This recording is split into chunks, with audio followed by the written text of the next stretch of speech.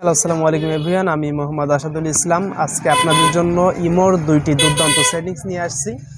যে দুইটা সেটিংস দেখার পরে আপনি একদম পুরো অবাক হয়ে যান। আমি প্রথমেই সেটিংস দুইটা শিরোনাম আপনাদেরকে জানাচ্ছি, পরে বিস্তারিত দেখাবো। সো এক নম্বর যে ট্রিক্স সেটা হচ্ছে যে আমরা ইমোতে ছবি বা ফটো সেন্ড করলে যে কিছু কিছু ক্ষেত্রে বেশি ঝাপসা হয়ে যাবে, কিছু কিছু ক্ষেত্রে ভালো থাকে, নর্মাল থাকে। অনেকজনের মোবাইলে দেখি যে অনেক ভালো কোয়ালিটির ছবি ইমোতে সেন্ড হচ্ছে, আবার অনেকে দেখি যে অনেক ঝাপসা হয়ে যায়। সো এই জিনিসটা কেন হয়ে যায়, ভালো একটা ছবিও কেন ঝাপসা হয়ে যায়, এই জিনিসটা আমি আপনাদেরকে দেখাবো।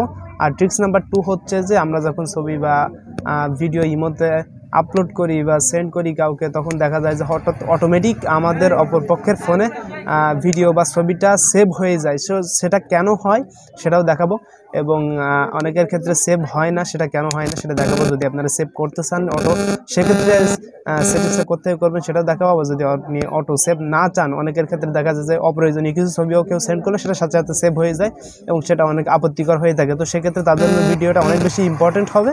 সো চলুন আমরা দেখে আসি। আমি জিনিসগুলো আপনাদেরকে সরাসরি আমাদের ডিসপ্লে থেকে দেখাচ্ছি। সো কাজে যাওয়ার আগে আমার ছোট্ট একটি রিকোয়েস্ট, এখন পর্যন্ত আমার চ্যানেলটি সাবস্ক্রাইব না করে থাকলে অবশ্যই সাবস্ক্রাইব করে দেবেন, এমন অনেক ইম্পর্টেন্ট ভিডিও আসবে যা আপনার অনেক কাজে দেবে। So let's check it. Number 1 tricks.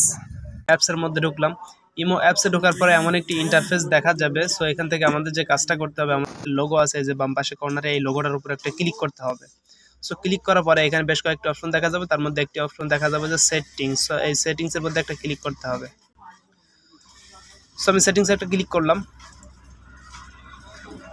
করার পরে এখানে সেটিংসে ঢোকার পরে একটা অপশন পাবেন যে স্টোরেজ অ্যান্ড ডাটা। এটা কিন্তু প্রত্যেকের ক্ষেত্রে আসবে, যদি কারো ক্ষেত্রে কখনো না আসে সেক্ষেত্রে সবাই দয়া করে আগে ইমো অ্যাপসটিকে আপডেট করে নেবেন, দেন এরপরে চেষ্টা করবেন, অবশ্যই হবে।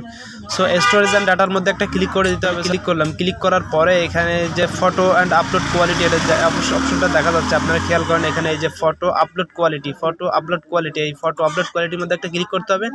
এখানে অনেকের ক্ষেত্রে কোয়ালিটি হাই থাকে, সেক্ষেত্রে যদি হাই থাকে সেক্ষেত্রে কিন্তু ছবিটা একটু ঝাপসা হয়ে যাবে। যেমন আমি হাই করে দিয়ে আপনাদেরকে একটু দেখাচ্ছি, আপনারা খেয়াল করেন। আমি হাই করে দিলাম।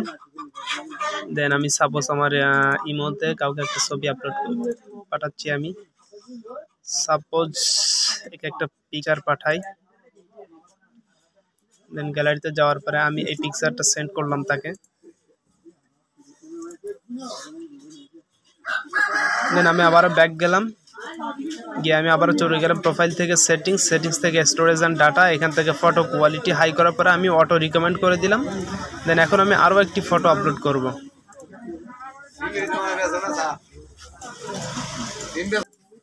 সো আমি এখানে চলে আসার পরে সেমভাবে আরও একটি ফটো সেন্ড করব।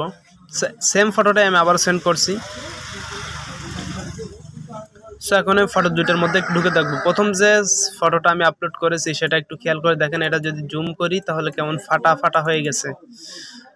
আর দেন আমি এর নেক্সট যে ছবিটা আপলোড করেছি সেটা একটু খেয়াল করেন, আমি যতই জুম করছি তবুও কিন্তু জিনিসটা স্মুথ আছে, সিলেক্ট আছে। সো এই গেল ট্রিক্স নাম্বার 1। দেন এখন ফলো করেন ট্রিক্স নাম্বার 2।